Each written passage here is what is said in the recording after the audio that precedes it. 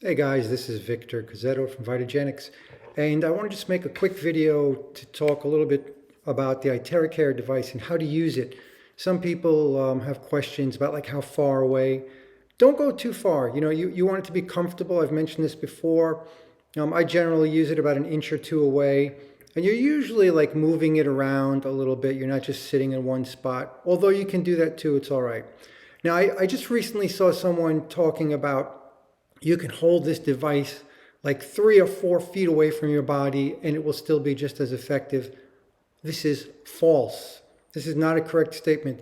As we know, with all electromagnetic waves, including light, the further you get away, the more it diminishes, okay? So light will travel in a vacuum. It won't diminish as much because there's nothing to really scatter it or block it.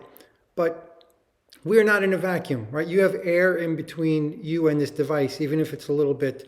And we also don't know how much it scatters, meaning how tight is the light coming out of here? Is it, if it's like a laser, which it is not, it would go further, right? And we also don't know how much power is in this frequency.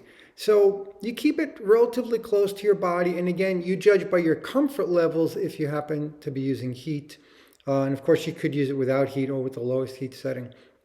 But keep it relatively close. Don't go too far away because we have no data and no facts to tell us that it would work at great distances. Okay? So keep it pretty close.